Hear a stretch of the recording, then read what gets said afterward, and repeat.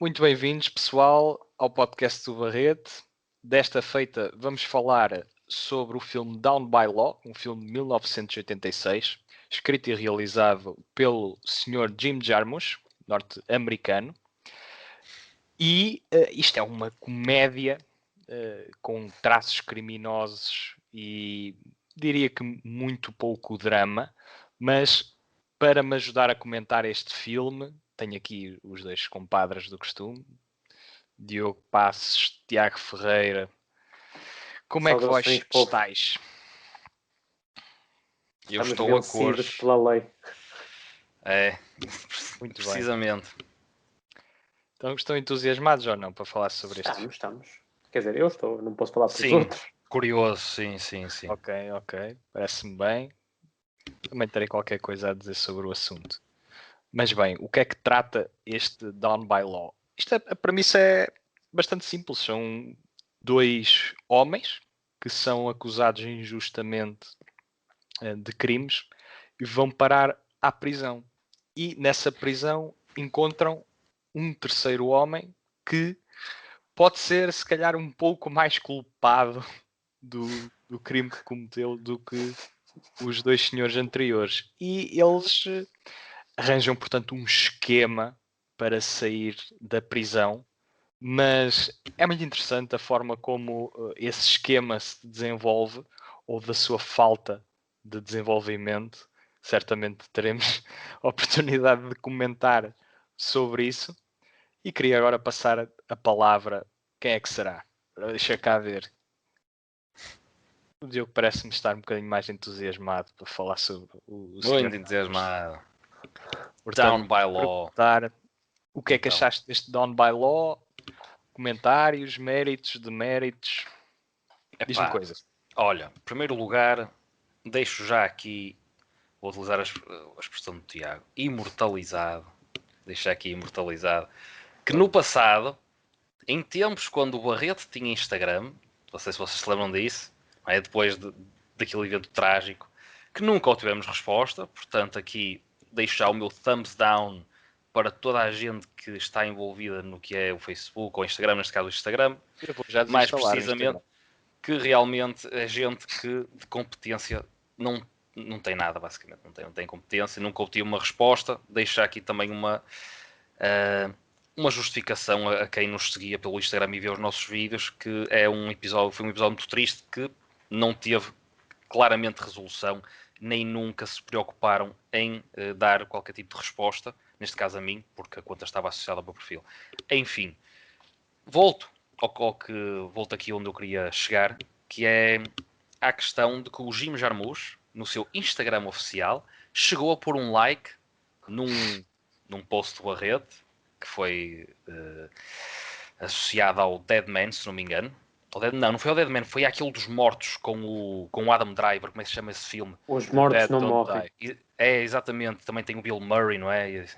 Pronto, é esse É filme, uma exatamente. catástrofe de O filme. Barreto abordou esse filme e o Jim Jarmusch Literalmente. pôs o seu perfil oficial, pôs um like, portanto aqui também deixar imortalizado o nosso obrigado, porque realmente é um realizador de respeito e já vi mais alguns filmes dele, e portanto aqui certas coisas, agora indo ao encontro de Down by Law, Bernardo, há coisas que realmente não me espantam e que foi bom de rever, porque neste caso de ver pela primeira vez neste filme, já não vi um filme dos Jim Jarmusch há um tempinho, devo dizer, e este Down by Law, começa logo por ser a preto e branco, que eu acho muito interessante. E o Jarmusch dá para perceber que gosta de explorar isso.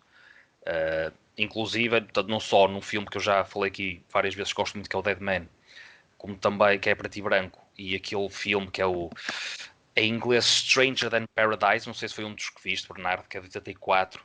Esse filme eu ainda não vi, mas acho que é um dos clássicos dele também, Sim. também é preto e branco, se não me engano. Portanto, Sim. o Jarmusch nesse aspecto também gostava de explorar e a meu É ver o segundo explora filme bem. dele. Porque o que é que acontece aqui? Eu penso que no que toca a cenários, portanto, não só a parte mais de floresta, que eu também já percebi, ou já denoto que ele também gosta de introduzir os seus personagens em habitats mais naturais, mas tudo o que é cidades ou espaços mais fechados, o preto e branco do Jarmusch não dá portanto, vai ao encontro do que é um filme noir, precisamente aqueles planos, um bocado como tu tens aí no teu fundo, Bernardo, de ruas, e essas luzes que se destacam, mas ao mesmo tempo não são muito vivas, destacam, mas não são vivas, não é? Espero que compreendam onde eu quero chegar, que vai ao encontro do que é o clássico filme noir. E, portanto, o Jarmusch consegue fazer esta ponte, mas ao mesmo tempo é um filme noir recente. Portanto, não dá aquele ar assim de velho, digamos assim. Não é um retroceder no tempo, mas é uma imagem de marca de realmente filmes antigos, mas trabalhados de uma forma mais moderna. Portanto, aqui a ponte entre estes dois estes espaços temporais, digamos assim. O Jarmusch faz isso muito bem. Depois, aqui também com o Tom Waits, que é um artista, portanto não só músico, mas também ator, com o qual o Jarmusch tinha ou sempre teve boa relação, e aqui o Tom Waits a assumir um dos papéis principais. Música também do Tom Waits durante o filme. Penso que é interessante este lado mais de vagabundo, porque o próprio realizador penso que gosta sempre de ter um ou dois personagens ou esta identificação com lower classes, portanto, pessoas que passam mais dificuldades, digamos assim. Portanto, não um realizador que conta histórias da carochinha ou de contos de fadas, mas sim um realizador que vai direto à realidade e, por norma, a ir buscar este lado mais punk, mais sujo, mais junky, e penso que por aí consegue ter um charme muito próprio. E aqui neste Town by Law penso que o Jarmusch consegue esse objetivo ou essa característica de uma forma bastante positiva. Agora, a história em si, devo dizer que a certa altura esperava um bocadinho mais. Não vou negar isso. Penso que na parte da comédia este Town by Law consegue ter umas tiradas muito interessantes, sem dúvida. Consegue entreter pela forma como os três personagens principais se vão interligando entre si, não só a significados, mas como também a nível de background, tu conseguis assimilar muita coisa e como eles se veem na prisão ou num espaço fechado, obrigados a coabitarem juntos e a aprenderem a coabitar juntos, e depois quando acontece outro episódio, já de uma forma mais abrangente, há sempre estas relações, umas mais intensas que outras, portanto, essas dinâmicas muito peculiares, o que demonstra que também realmente as pessoas são todas diferentes umas das outras e interagem uma para cada uma de uma forma muito específica. E nesse aspecto, no que é a relação inter e intrapessoal, o Jarmusch consegue explorar bem nos seus personagens. A nível de cenários ou produção, é algo que não me parece muito ambicioso, apesar de estar bem feito ou de ser uma boa produção, mas nada de muito ambicioso. Agora aponto só mesmo essa questão do que é a tal questão mais dramática, penso que fica sempre um bocadinho aquém em certos momentos, porque o filme, utilizando aqui um bocado críticas ou expressões que eu leio, por exemplo, do Tiago, ou dos textos do Tiago, o filme não chega a dar um salto, digamos assim, e não consegue ser tão intenso como eu penso que em certos momentos poderia ser.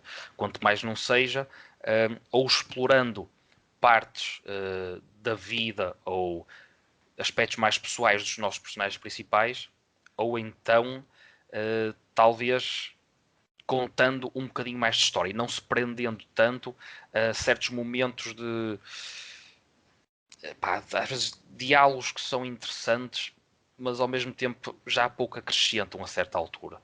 Portanto, o Jarmusch penso que por vezes agarra-se muito ao mesmo e poderia, em certos momentos, se calhar, ser um bocadinho mais abrangente. Pronto, é a minha primeira análise e, assim, de repente, talvez, ouvindo agora as vossas opiniões ou os vossos pareceres, eu consiga tecer outras críticas, mas assim, de uma forma mais geral, penso que é por aqui, porque não. Aí está, poderia se calhar apontar aquele aspecto ou se destacava pela positiva ou pela negativa, mas é tudo muito morno, é um filme muito morno, a meu ver. Mas com Muito time, bem, colegas. muito bem. Tiago, qual vai ser a tua resposta? Pá, a minha resposta vai ser, acho que é um acordo para com a análise do Diogo, porque eu achei muito interessante a expressão final do Diogo, de ser um filme morno. E eu até, pegando numa coisa que o Diogo disse, eu até acho que não há nenhum problema. Eu sei que não disseste que era um problema, mas eu não acho que seja um problema um realizador nos seus filmes ser repetitivo na sua mensagem. Temos N exemplos de bons realizadores que conseguem sempre reinventar dentro do mesmo tema. Por exemplo, o Woody Allen, tudo bem que num registro diferente, mas o que eu acho que é realmente o problema deste filme é que tu não entendes muito bem o motivo narrativo deste filme. E não entendes, ou melhor, podes entender o motivo narrativo, mas não entendes a profundidade da justificação desse motivo narrativo para a história em si.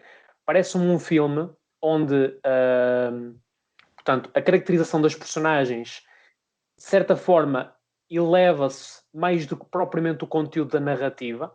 Em particular, na minha opinião, o Roberto Benigni, que, a meu ver, ele por si só é muito carismático e neste filme a meu ver, é uma âncora, é uma salvadora, de certa forma, âncora salvadora para pôr um bocadinho de carisma mais, não que os outros não tenham, mas ele é quando ele entra, portanto, em convívio com os outros dois, que eu penso que o filme se eleva do ponto de vista cómico. Aí ele que mexe com o jogo. Sim, e até é engraçado usar essa expressão, o facto de eles jogarem as cartas, e até da sua história, como é que ele foi lá parar, mas não vamos entrar em spoiler. Eu até acho dramaticamente este filme interessante e rico dentro do género. O que eu acho é que a sua narrativa, ou seja, a forma como o filme está construído, não funciona muito bem quando acabamos de ver o filme, porque eu acho que é uma experiência, não direi vazia, não é vazia, mas eu penso que é muito fugaz. Ou seja, nós acabamos de ver este filme, dizemos interessante, mas eu penso que não é uma experiência que nos vai marcar para o resto da vida. Não que isto seja um critério fundamental para dizer que este filme é muito bom ou excelente ou apenas bom. Nem sempre é assim, nem sempre é tão linear assim, mas eu penso que é um bocadinho a expressão que usaste. É um filme morno, gostável, mas não ambicioso, na minha modesta opinião, e tem, precisamente, nos toques técnicos que tu falaste, uma das suas maiores valências, a parte da caracterização, como eu disse, e eu penso que, para terminar esta primeira intervenção, que eu depois até acho que vai ser mais interessante quando estivermos em debate mais, troca de ideias mais fluida, aí poderei acrescentar mais alguma coisa, mas eu penso que é um filme onde a sua narrativa, é como tu dizes, Diogo, não consegue dar o salto, não se consegue reinventar, e eu penso que acaba-se um bocadinho o filme a achar que não foi um filme desafiante do ponto de vista intelectual, nem foi um filme que eu acho pronto, que como um todo seja muito completo, muito sinceramente. Mas fico-me por aqui e pronto. E se calhar o Bernardo agora poderá dar o seu complemento. Poderá Acho que não, vocês vai dar certamente. deixa-me só dar um toquezinho, porque aqui a questão que faço ou relaciono com outros filmes que já vi do Jarmusch é que o filme é visto um bocado como uma viagem, e é a questão de viagem, uma viagem poética até, tem este lado poético aqui, este Down by Law. Agora o que acontece, e acho que lhe um bocado ao enquanto estavas a dizer, é uma história que fica muito dentro de si mesma, portanto não salta cá para fora, não salta tanto cá para fora. Penso que é um traço do Jarmusch, não tem que ser mau, aí está, não tem que ser mau, mas parece que tu acabas por não te interligar muito com a obra, aí está, consegues te interligar com as personagens parece que estão um passo acima do que é a história em si, do que é o tal argumento. E isso é uma característica própria, mas aí está, eu também não vejo isso como uma coisa muito positiva, ou nem sempre muito positiva, mas é o que acontece. Mas também não é uma coisa que é uma viagem que é que mau não sai necessariamente. de si mesmo. E depois... Porque há filmes que resultam quando, de certa forma, as personagens vão servindo a narrativa e não o contrário. Há filmes em que isso resulta muito bem. Eu acho que aqui no Down by Law não resulta, porque eu acho que precisamente que a narrativa não é muito ambiciosa per si. Entendes? Pois, Bernardo, vais Mas ao o Bernardo, encontro, achei aqui dizer que nós pensas um estamos a ser bocadinho demasiado diferente. críticos para com o filme. Não é? Não, é assim, lembras-te eu quando fizeste um podcast, aliás, um podcast com óculos de sol? É verdade.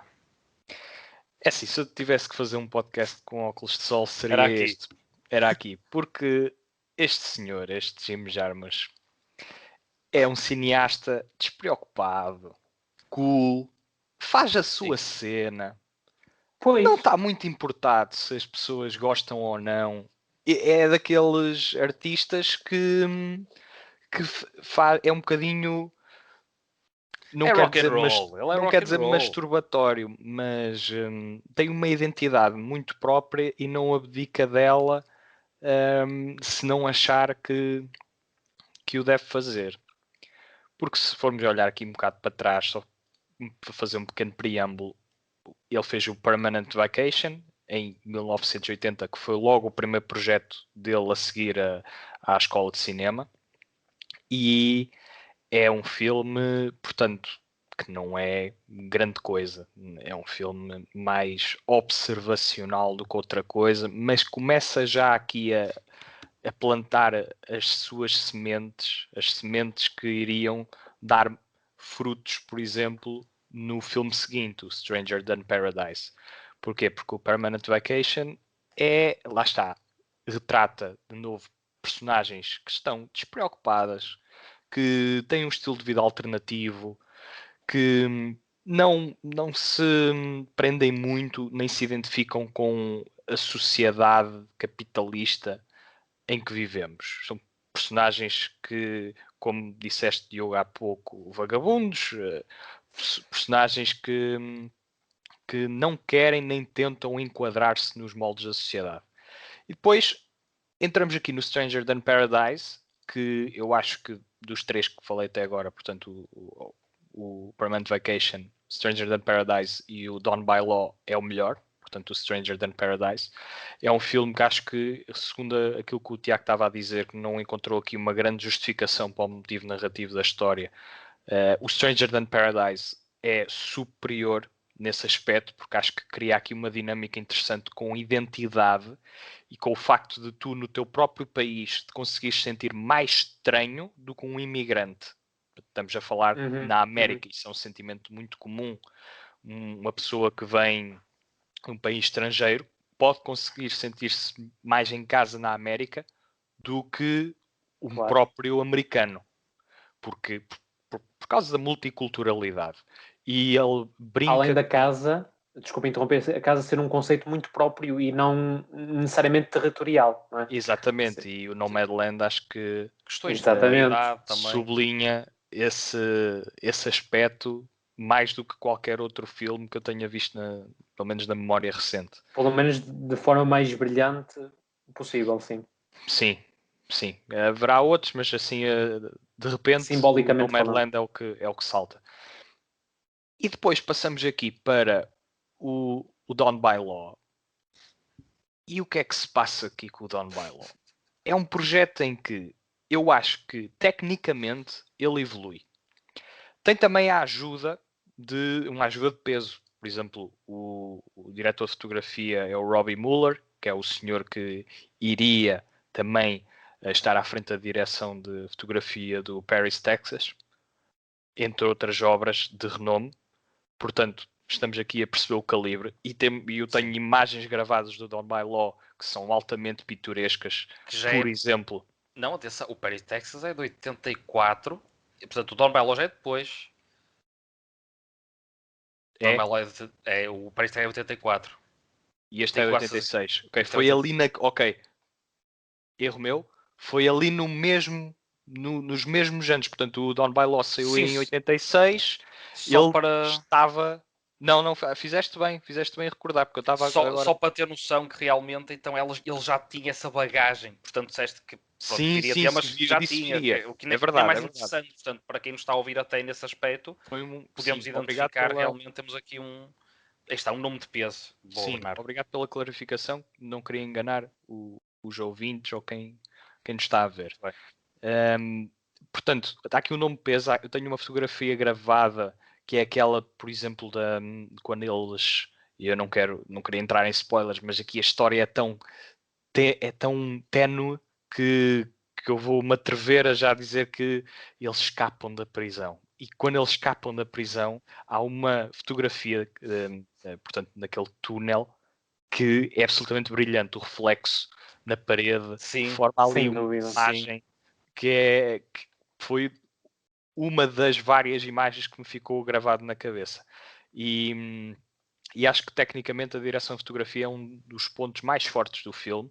Depois passamos para a música, que é assim muito jazzy, é muito também, ela tem vibrações cool que acho que encaixa na perfeição com o cinema do Jarmusch. É quase que muito aleatório, com uma história que parece não ter sido muito pensada, mas portanto, é essa a intenção dele. Há um lado orgânico nisso, não é? Também. Sim, não é descuido. Eu não quero parecer que estou a dizer que ele é descuidado. Ele simplesmente é despreocupado. É preocupar-se sem parecer que se está a preocupar. E ele deve ser aquela pessoa que, imagina, quando inicia as filmagens, deve ter 90% de filme pronto. E os outros 10%, pá, é o que aconteceu. Ele guardar aqueles 10% se calhar. Sim, aliás, eu acho que o próprio diretor de fotografia chega ao local sem estar preparado e é um bocadinho na hora. Como é que vamos fazer isto na hora? Há alguma mística nisso. Há aqui um componente de improviso. Há aqui uma componente de improviso que é de louvar, por um lado, porque isto, em termos de cinema independente, confere-lhe um certo charme. Não ser demasiado pensado. Confere-lhe um certo charme. Nem demasiado mecânico, porque o filme não é demasiado mecânico. Não, porque ele até escapa-lhe aquela estrutura da história convencional que tanto estamos habituados a ver, seja em cinema independente, seja no cinema mais Mainstream. massas, mais mainstream. Aquela estrutura é recorrente e aqui não está tão presente. Para o bem e para o mal. E é por isso que este filme, a meu ver, apesar de todas as críticas que eu acho que são pertinentes, é um filme altamente sui generis, sem dúvida, e criativo nesse aspecto. Sim, ou pelo menos pessoal. É ele próprio. É um filme que não está a tentar ser outra coisa senão ele próprio. E eu, nesse aspecto, o Jim Jarmusch é um cineasta que eu respeito. Eu não o admiro, mas eu respeito. Eu respeito. Porquê é que não o admiras, Bernardo? Não o admiro por causa do outro lado da moeda, que é, dramaticamente, o filme é altamente inerte. Quer dizer, é suposto ser, a certo ponto, uma comédia, e acho que aqui a personagem do Roberto Benigni acrescenta-lhe imenso, porque faz ali o contraste entre as personalidades sérias das duas nossas personagens principais. Sim. E entra aqui uma wild card que vem destabilizar não só com os personagens, mas com o filme também, para com o filme. E o filme ganha muito com isso. E é incrível que é só a presença dele. A presença dele é cómica per si, é impressionante. E estamos aqui a ver o que eu acho. Benigni pré La Vita é Bella. E agora não me enganei na data. não e é curioso na sequência. A personagem chamar-se Roberto.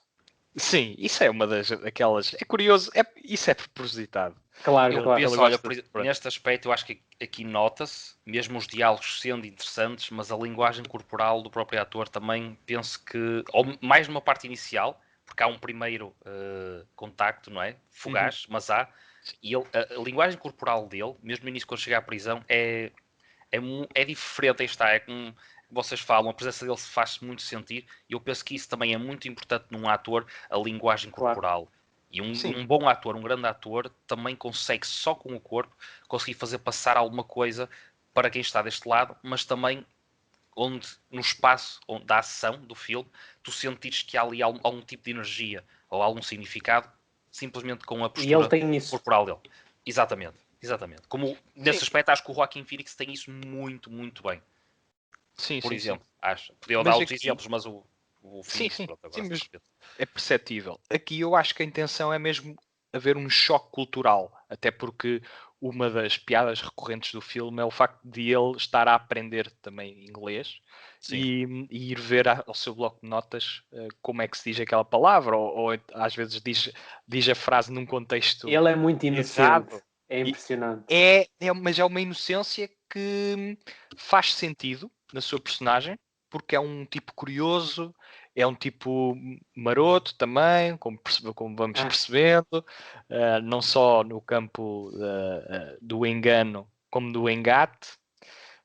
depois, mais para a frente, percebe-se porquê. E traz aquela personalidade animada do típico italiano que vem ali destabilizar os americanos mais sisudos. Mas, pronto, lá está. O filme falta-lhe tensão, falta-lhe drama, falta-lhe se calhar alguma clarividência das mensagens que está a tentar transmitir. E isso, por muito que eu até tenha estado entretido a ver o filme, a admirar uma certa componente mais técnica ou a forma despreocupada dos diálogos, um filme muito descontrolado dentro do seu domínio. Ele tem ali um domínio do seu cinema, mas depois deixa fluir. Depois tem o auxílio de técnicos que se calhar são mais precisos do que ele. Precisos no sentido em que ele tem muitas ideias e ele deve falar com os técnicos e os técnicos, ok, eu sei como fazer isto de uma forma cool, mais que objetiva, encaixa aqui na tua forma. obra e que vai transmitir a tua despreocupação para com Estou a entender. a história do filme. Não o filme, mas a história. Isso acontece aqui. O traço de vida das personagens. E lá está. Eu acho que isto prova... Tem pontos altamente positivos, tem pontos altamente negativos. E juntos faz aqui uma mescla que faz com que eu respeite mais o cineasta do que propriamente o admire. Não é um filme que eu acho que vá ter muita curiosidade em rever, por exemplo. Mas é um filme que eu gostei de ver uma vez. Gostei de ver uma vez. E Exato. Adiantando já a nota, daí eu dar 2,5, porque eu acho que é um filme positivo. Acho que é interessante termos aqui uma forma alternativa de fazer cinema e muito própria, que eu tendo a respeitar muito mais do que os filmes massificados, que podem até ser, em termos narrativos, mais bem conseguidos e mais ambiciosos, mas eu respeito a voz que ele traz ao cinema. Acho que depois vem a descambar num ou outro filme, nomeadamente já te referimos aqui o The Dead Don't Die. Acho que pronto, foi o último filme dele. Eu acho que ele quer mesmo descambar. É impressionante. Sim, já são 30 anos depois, não é? Portanto, exatamente. Até lá coisas também muito interessantes. O Patterson, por exemplo, eu gostei bastante. Acho que é um dos filmes mais acessíveis dele. Acho que é para quem não está familiarizado com a sua filmografia. O Patterson é um exemplo de cinema independente interessante e acessível, como disse. Mas este Down by Law, sim, acho que é um bom filme. É uma recomendação.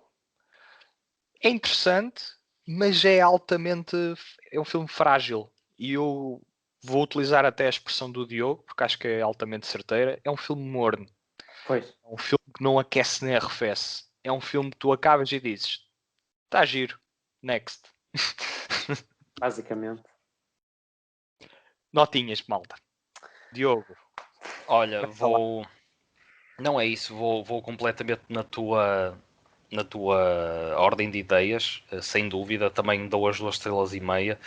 Aí está, penso que é um filme que, para quem gostar do Jim Jarmusch, deve ver, mas que é um bocado esse sentimento, Bernardo, de que realmente mais tarde não é daqueles filmes que realmente tem muita vontade de rever, porque gostamos da experiência, mas não é algo que fica muito eternizado, não é? na nossa memória, penso eu, obviamente. Gostei da experiência, essa questão do morno, exatamente, acho que até fui bastante certeiro nessa. Sem dúvida. Também foste muito sui generis e acertado aí. É essa Pronto, questão. agora vamos estar aqui todos a bajular o Diogo. Malta, o Diogo foi certeiro. Obrigado. Só para dizer o que é, então, concluindo,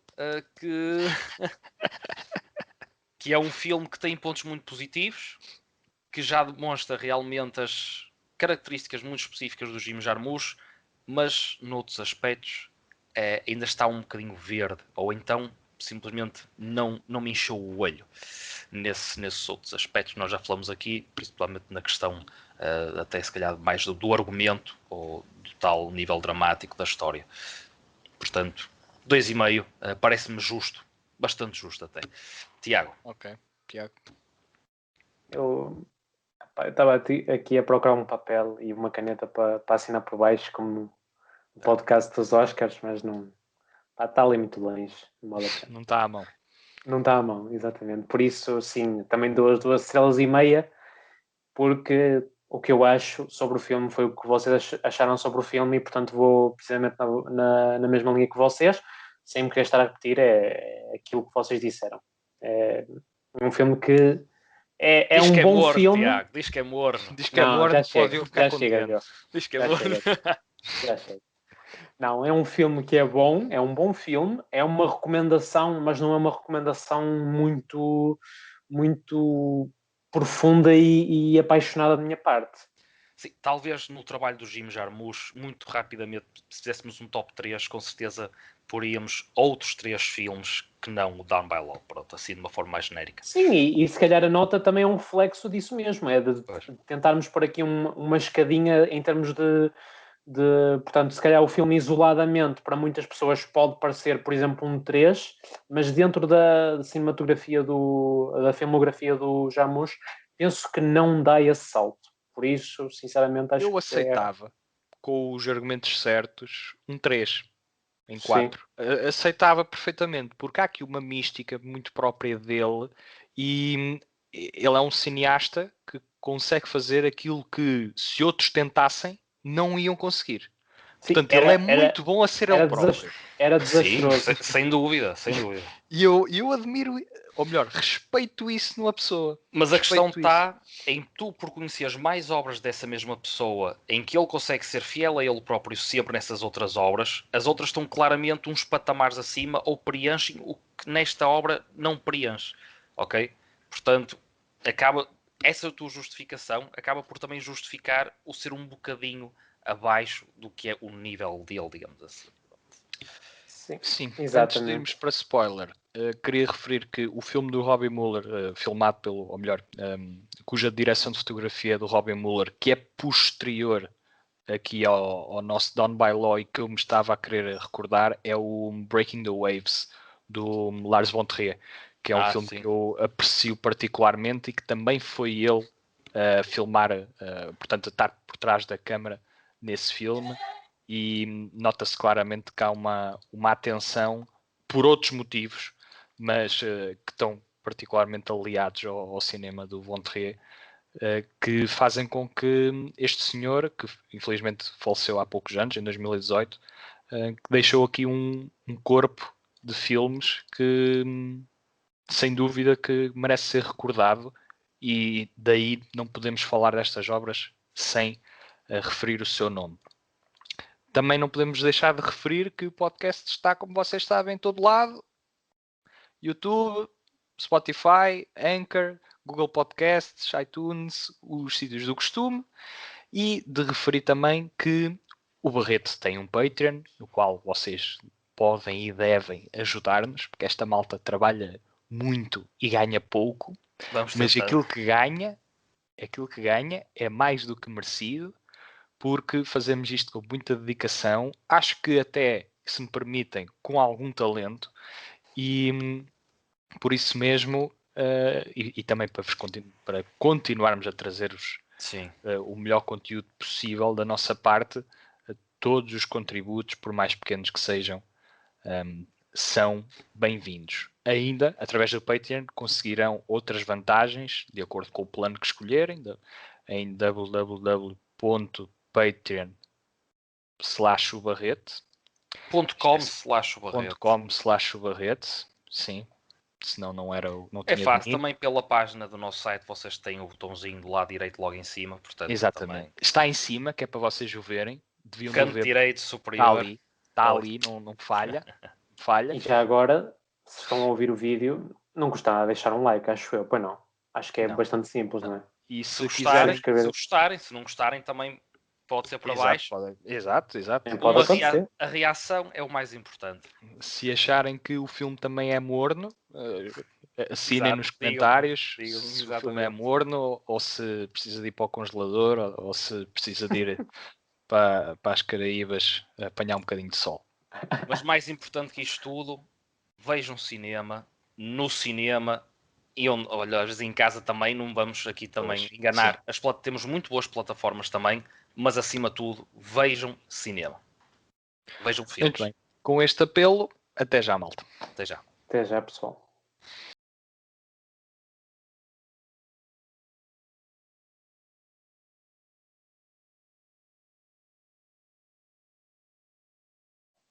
We are back in colors, not in black.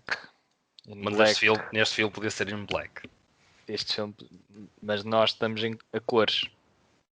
Os nossos cenários é que estão Sim. é que estão mais escurinhos.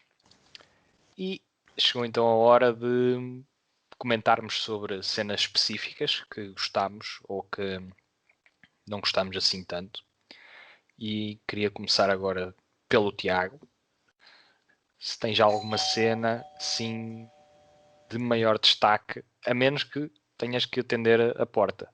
Acho que houve aí um... Não, isto foi quando a tua pergunta foi portanto, a minha realização de qual é que era a cena aqui na. E se tens aí uma Percebes? produção que te ajuda Sim. com sons, muito sim, bem. está tudo calculado.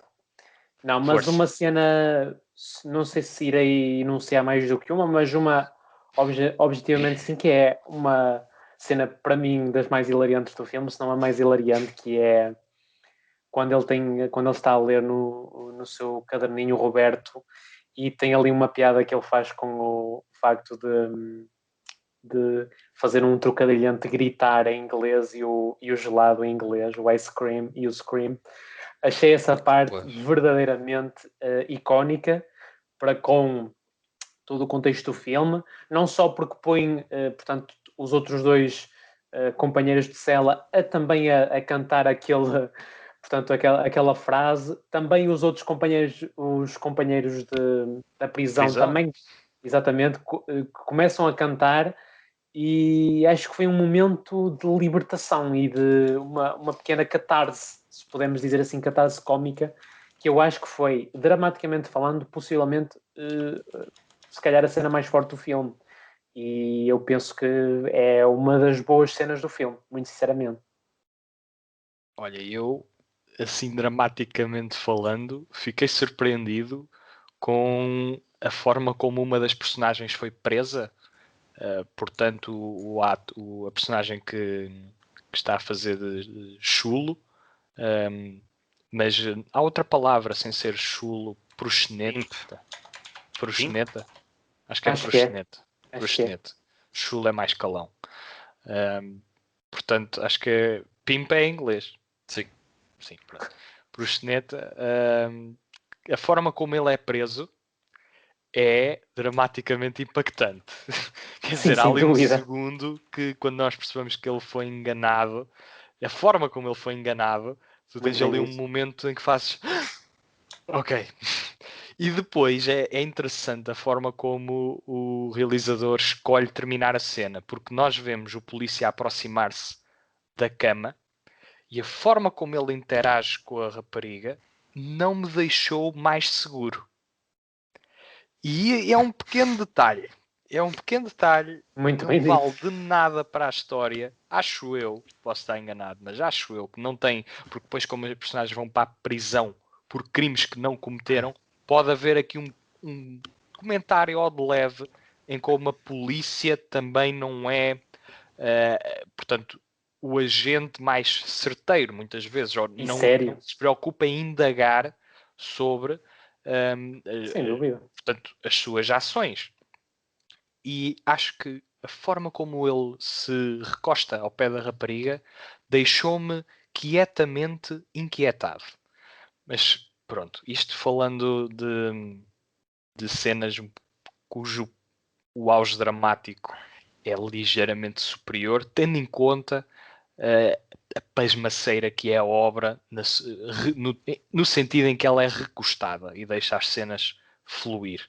E há pequenos momentos de maior intensidade, mas não passam de momentos. Diogo, queres acrescentar aqui alguma cena de que gostaste particularmente? Eu ainda tenho uma ou outra, mas força. A questão passa muito pelo filme, em primeiro lugar, ser um bocado como falaste, esta tal viagem, onde não é propriamente às vezes uma cena ou outra que se destaca, mas sim um desenrolar de ações ou uma ação mais prolongada. E eu, se calhar, destaco, achei mais interessante a parte onde eles estão, quando eles estão os três presos na mesma cela, porque acho muito curioso a forma como a tal relação entre os três vai evoluindo, comportamentos que eles têm, portanto, ainda antes do Roberto chegar, quando só estavam a personagem do Tom Waits e portanto, o Jack e o Zack, o John Lurie, Jack e o Tom Waits, o Zack, portanto, houve sempre aquela tensão e tu vês isso até ao final do filme, o que eu acho também muito giro. É curioso, pronto, pessoas que no fundo nunca se entendem, mas têm sempre aquele brotherhood escondido. Mas é aquela tensão, é aquelas boas relações que por vezes estalam e pronto, a coisa pode correr mal. E outra questão que é isto que acontece, e já com eles os dois na cela, com o Zack e com o Jack, já penso que as manias que cada um ganha no fundo para poder sobreviver ao que é uma sobrevivência mental do que é não fazer nada, porque às vezes uma pessoa não tem noção, é quase impossível simular o que é estar preso numa cela, a questão do que é o tempo, a questão do que é o tu queres fazer alguma coisa e não consegues porque nem ferramentas muitas vezes tens e às vezes tens que inventar não só coisas na tua cabeça, mas pequenas coisas, se calhar tentar fazer alguma coisa com isso, quanto mais não seja escrever na parede coisas que só te dizem respeito a ti e outras que pronto, não é? Já é um bocado aquele tipo de mensagens ou desenhos que estamos habituados a ver no tipo de obras ou realmente em celas reais. Destaco isso, não só por essa questão também do jogo de cartas, já quando chega o Roberto, mas também desse tal, a cena que o Tiago falou, quando começam todos a cantar aquela música, porque aquilo depois se estende, é uma euforia. A meu ver, até a parte mais eufórica do filme, se não me engano, é esse alvoroço que acontece na prisão. Depois tem de vir os guardas, tem que calar toda a gente, digamos assim. Destaco isso. Depois, no resto, destaco também, aqui já mais para quem está dentro da história, mas como esta segunda parte já pressupõe que seja para gente que já tenha algumas visto o filme, quando o Roberto encontra, digamos, o amor da sua vida, no fundo assim uma coisa muito também aleatória, acho esse momento um bocado em contraste do que foi toda a história para trás. Penso que esse momento acaba por não é ser docinho, porque estas coisas docinho é cai, bom. cai bem. Cai bem. É porque tu tens um filme em que mesmo sendo aquela marca do Jarmusch e tendo aquele lado um bocado dark, algumas tensões, não é? Ou bastante tensão em certos momentos até. E depois tu tens a componente da relação com uma personagem feminina e até componente de amor, esse sentimento, já mesmo na reta final tu tens esse exemplo. Portanto, não é algo que não é muito explorado, mas que acaba por ter uma importância determinante no desfecho dos nossos três personagens principais. É um recomeço, que é aquilo que acaba por, se há algo que faz sentido no filme, é que todos estão ali à procura de começar de novo. E a personagem do Roberto tem esse recomeço mais cedo e os outros partem em busca desse recomeço, quiçá mais saudável do que a vida que levavam anteriormente, ou então voltam à mesma promiscuidade que os levou até à cela. Por aí, e até outra coisa que eu acabei por não explorar, não pesquisei muito, mas do que eu sei, portanto, eles estavam em Detroit, se não me engano, ou o início do filme, aquilo passa-se em Detroit. E Detroit foi uma cidade que já foi das maiores cidades norte-americanas no passado, portanto, mais no início do século XX, mas depois a industrialização tendo sido mudada para outros sítios e pronto, outras fábricas ou empresas que foram à falência e por tudo mais, Detroit ficou uma cidade fantasma e uma cidade destruída, assim, com este aspecto nós vemos mesmo como no filme, muito suja, abandonada, escura.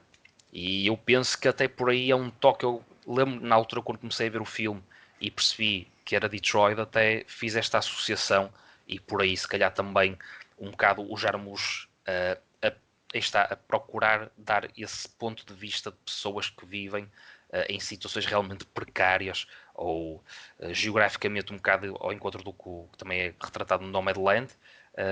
Essa tal questão de geograficamente as pessoas estarem num sítio onde realmente não há forma, não há ferramentas para podermos avançar, não há ferramentas para enriquecer e a vida muitas vezes leva a caminhos ou obriga as pessoas a tomar decisões e esses tais caminhos mais fora da lei, digamos assim. Porque Exatamente. no fundo os três, nenhum deles, não é? Tinha uma profissão segura, não tinham um estilo de vida seguro, eram todos utilizamos a expressão vagabundos, pessoas um bocado perdidas na vida.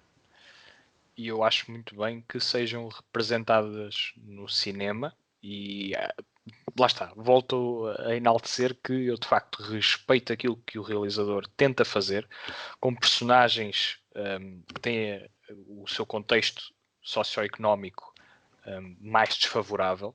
Há realizadores que vão para o espectro oposto, que só filmam a alta classe, e aqui o Sr. Jarmusch a dar uma atenção a estas pessoas, e essa atenção é pedida logo através dos primeiros planos do filme, que são uma série de sequências a mostrar a cidade, precisamente, Sim. e a mostrar pessoas a ser presas. Lembro-me de uma cena. Essa cena é, portanto, vês-me que a gravação é num carro em andamento e tu vês naquela rua, no encostado ao lado esquerdo, não é? O processo de prisão de um homem, não é? Portanto, sim, e acho que diz está, muito. sim, foi um ótimo reparo integrares nas intenções do realizador mostrar as envolvências das personagens, ou seja, as personagens não existem no vácuo, elas estão ali num determinado contexto que as pode influenciar ou pode ter mão nelas e levá-las mais facilmente a cometer crimes e lá está, a levar um estilo de vida que da nossa perspectiva é menos saudável. É como estás num beco sem saída, não tens outra alternativa senão sobreviver desta forma. Apesar de, por exemplo, a personagem do Jack ser até algo meio aristocrata dentro daquele meio, a forma como ele andava, não é? A roupa dele, Confiança. o Falavam mal dele e ele num não queria saber.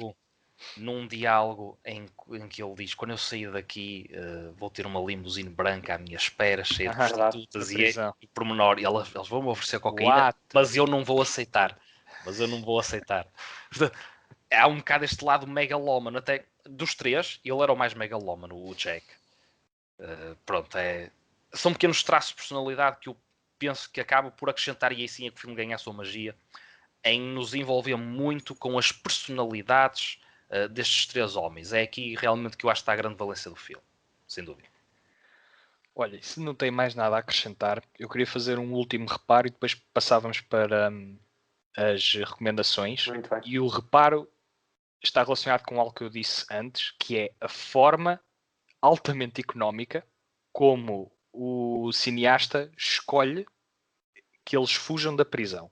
Ou seja, numa cena, a personagem do Roberto diz: olhem, eu sei como sair daqui. Na cena seguinte, já estão a sair. E eu acho que isso não só tem potencial cómico, como recorda todos os filmes, todas aquelas narrativas, muitas delas celebradas, que ocupam-se precisamente sobre as mecânicas de como sair da prisão. É isso, exatamente. Tu consegues até fazer uma série só sobre isso. Sem dúvida que isso tem um E a lado cómico. forma, eu acho que há aqui um brilhantismo na forma como ele subverte o conceito. Aqui foi um momento que, e depois segue-se aquele plano pouco tempo depois segue-se o plano da água, e eu acho que são instantes em que o filme está mesmo ao rubro.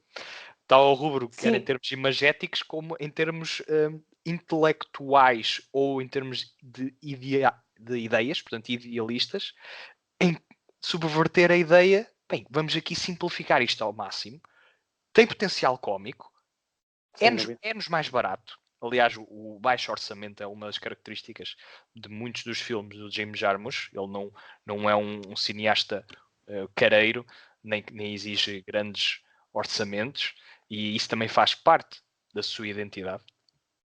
Mas pronto, queria ressalvar que gostei muito dessa cena, porque de facto dá que pensar como aquilo que ele omite é a matéria que outros cineastas escolhem fazer filmes de mais que 2 horas.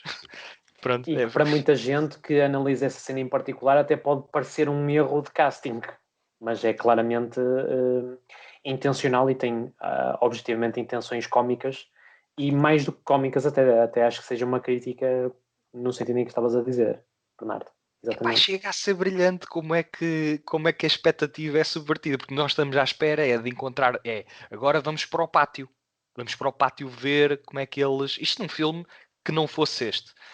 Íamos para o pátio, eles iam falar os três, ou ele ia falar com alguém que ia facilitar a coisa. As manobras, etc. E isto dava outro filme totalmente diferente, mas não é esta a preocupação do cineasta. A preocupação do cineasta é muito mais intrínseca para com as suas ideias, e não quer...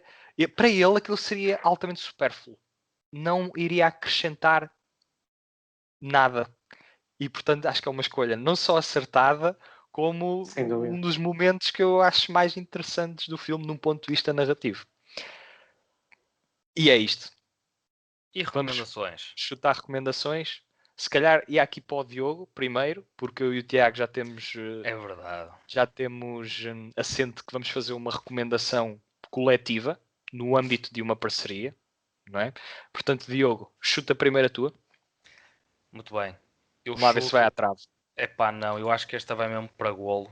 Bora. Essas é que são boas. De referir, e depois a vossa recomendação vai ao encontro disto, que acaba por ser uma ponte que existe entre o Barrete e o Cineclube de Braga, o Lucky Star, que tem uma programação específica, passa um filme por semana. Este mês é o Jim Jarmusch que está em destaque, o mês passado foi o Ozu, que é que ouvi dizer, não é? E acho que alguém vai falar disso, mas realmente este mês é o Jim Jarmusch. Este filme já passou, se não me engano, acho que foi logo o primeiro, o Down by Law foi o primeiro, se não me engano, portanto na primeira semana, passou no dia 4, portanto espero que a malta, depois do Lucky Star que me esteja a ouvir, que diga, não, este gajo acertou, ele sabe o que está a falar. E vou recomendar o último filme que vai passar este mês, porque, pronto, quem já ouviu os nossos podcasts sabe que o Diogo gosta um bocado de música, e vou ao encontro com o Jim Jarmusch, um bocado. O Jim Jarmusch em 2016 fez uma coisa muito, muito boa, que foi fazer um documentário, nada mais, nada menos do que os Stooges. E é pá, brutal.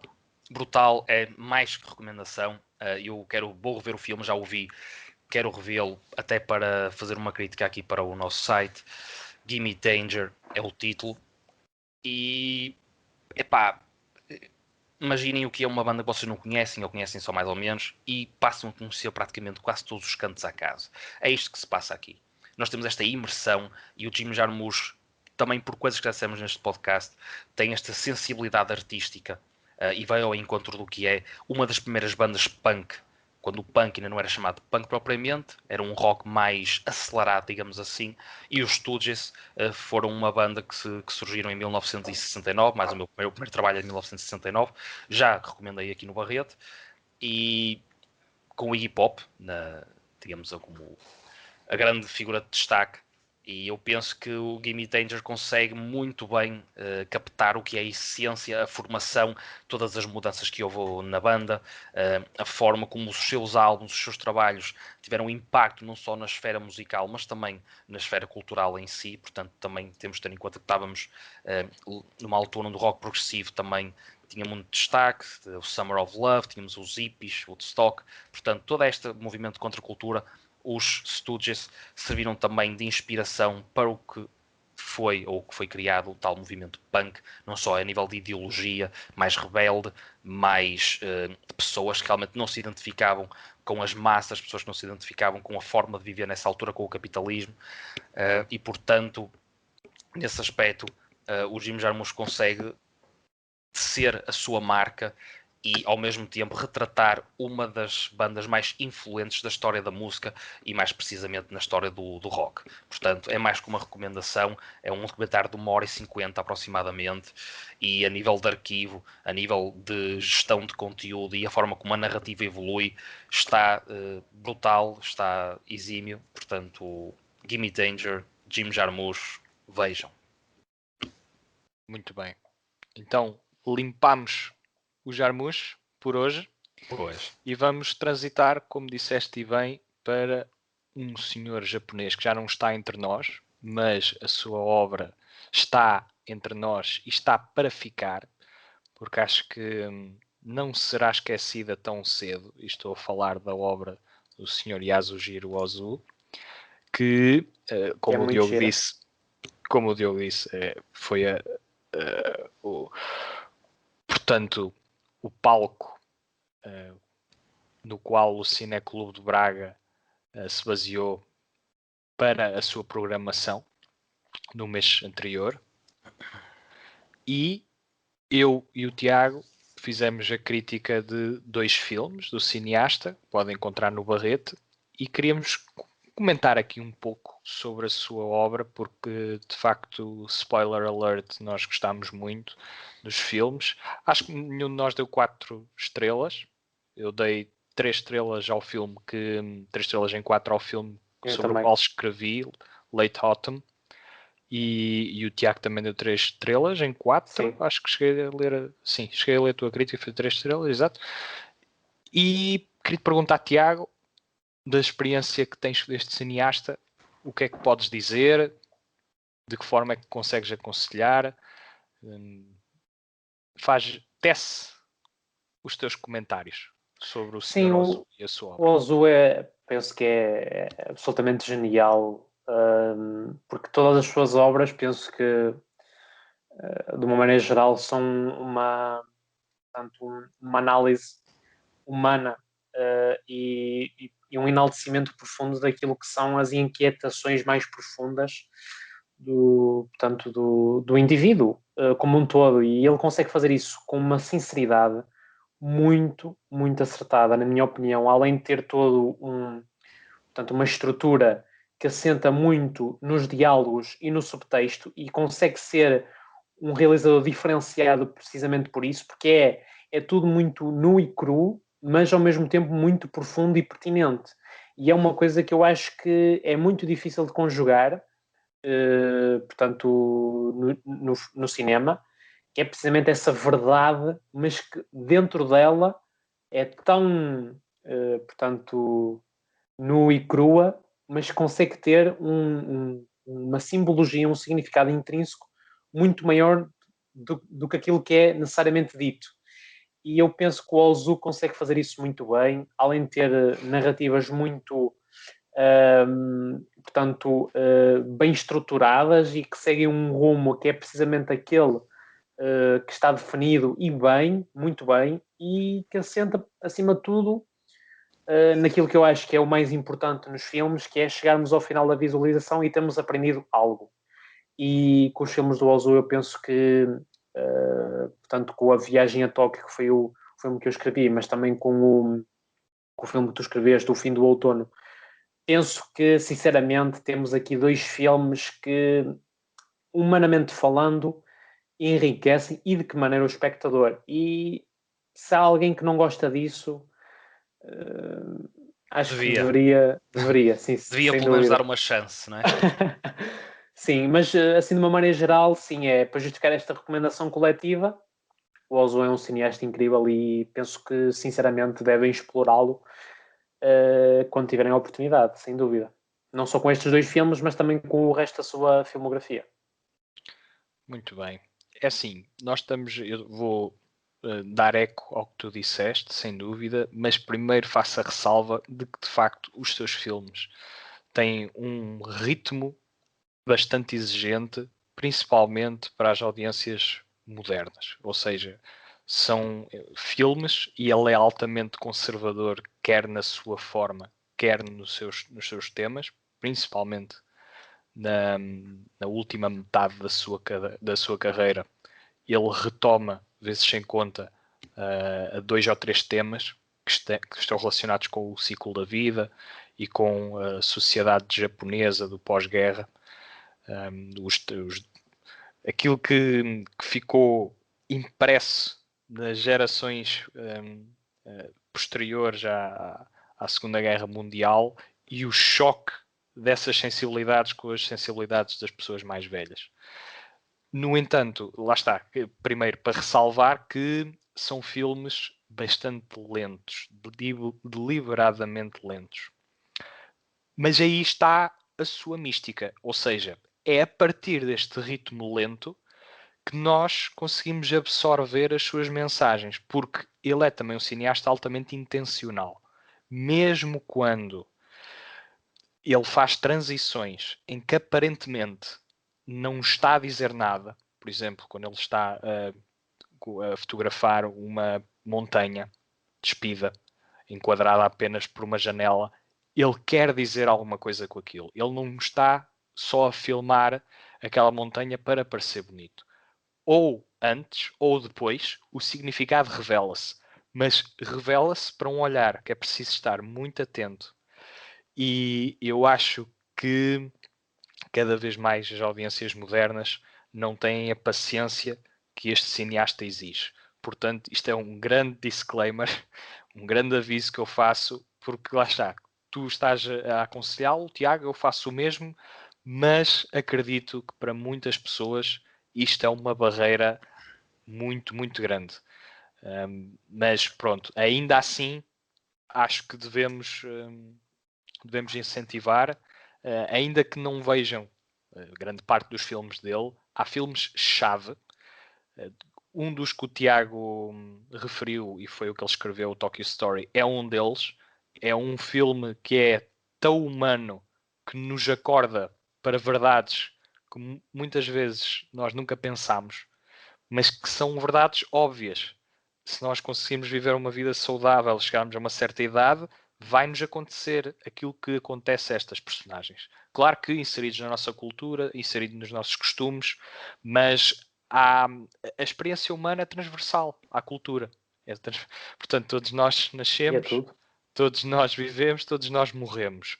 Só que o que se passa aqui no meio é o que importa ao azul. Mas tudo isto que importa no meio só é importante porque nós vivemos e porque nós morremos. E a forma como nós nos temos que desprender das gerações passadas, eu como filho tenho que abandonar os meus pais têm que compreender que eu como filho os abandonei, mas é um abandono que não pode ser desatento. Muitas vezes é por causa da azáfama do trabalho e das responsabilidades da vida adulta, mas faz parte da experiência humana. E agora, remetendo à vida animal, as crias passarem a ser adultos, a gerar crias, e essas crias vão abandonar esses mesmos adultos. E essas mecânicas fazem parte da nossa experiência enquanto seres vivos pensantes, podem parecer básicas, e nós certamente já pensámos nisto em algum ponto das nossas vidas, mas o que o Sr. Ozu faz é refletir isso no cinema, com uma forma e um conteúdo muito próprio. E parece que que ele nos desperta para verdades que nós cá no fundo sabemos, e nesse ponto de vista é um cineasta intemporal, porque alguém daqui a 50 anos pode ver um filme dele e vai conseguir identificar-se a partir deste ponto de vista que eu tenho estado aqui a falar, porque é aquilo que ele filma, é a vida nua, crua, com as suas belezas e com os seus desgostos inevitáveis. Com este grande preâmbulo, obras de referência, para mim, Good Morning é um grande filme do Ozu, um filme onde ele aposta mais na comédia. O Tokyo Story, lá está, como tu disseste, Tiago, o filme sobre o qual eu escrevi, o Late Autumn, ou O Fim do Outono, não é para mim uma obra tão obrigatória, uma vez que ele está a reciclar muitos dos conceitos que ele imprimiu numa das suas obras-primas, que é, na minha opinião, o Primavera Tardia, ou Late Spring, em inglês, que esse sim é de 1949 e para mim, a par do Tokyo Story, são dois dos melhores filmes dele, mas eu ainda preferia o Late Spring. Porquê? Porque acho que dramaticamente, em termos conceptuais, não é tão abrangente da experiência humana, Late Spring, mas em termos de emoção e carga dramática, para mim o Late Spring foi mais incisivo e eu tendo a gostar mais dessas obras. O Tokyo Story é possivelmente o filme mais conhecido dele e aquele que reflete as mensagens do seu cinema de uma forma mais abrangente. Mas pronto, isto o Yasujiro Ozu dava aqui para outro podcast, mas vamos ficar então por aqui. As recomendações são todas estas que temos falado. É um cineasta que devem descobrir se ainda não viram os seus filmes. No entanto, deixar a ressalva de que não vale a pena mesmo ver os filmes dele se a concentração não é algo e o comprometimento não estiver ali. Exatamente. Exato, porque eles conseguem ser filmes bastante exigentes, ainda que recompensadores. Sem dúvida, Bernardo. Querem deixar alguma nota final antes de nos despedirmos? Só mesmo a filosofia de que depois do que vocês estiveram a dizer, as pessoas devem compreender que às vezes há esforços, não tem que ser necessariamente esforços, mas essa tal forma, sim, uma forma diferente de ver uma obra que é retratada ou exige de nós outro tipo de atitude perante o filme, neste caso, compensa. Portanto, não é questão de seca, ou às vezes pode haver momentos que são um bocadinho mais, já não vou dizer mornos, mais frios até. Sim. Mas que fazem parte da viagem. É isso, também tem piada e devemos nos abrir a novas experiências, e o cinema é um mundo recheado de experiências muito, muito diferentes. Esta do Jarmusch foi uma, estas do Ozu são outras. Portanto, acho que o mesmo mais importante, e volto ao que eu já disse neste podcast, vejam cinema, e é um bom desafio que o Tiago e o Bernardo falaram, e portanto que este desafio, não é? Caso o aceitem, também que o elevem a outros realizadores, e quem sabe não vão descobrir coisas realmente espetaculares, como já aconteceu comigo e com o Tiago e com o Bernardo, com certeza. Isso aí é muito importante. E deixar só aqui o reparo: vejam cinema e vejam-se a si próprios através do cinema, que é isso que acho que é o mais importante. E cresçam com isso. E crescer com isso, sem dúvida. Muito bem. Malta, obrigado. Até para a semana. Fiquem bem. Até para a semana, pessoal. Nós cá voltaremos, né? We will be back. We'll be back. Bye bye. Até para a semana. Fiquem bem.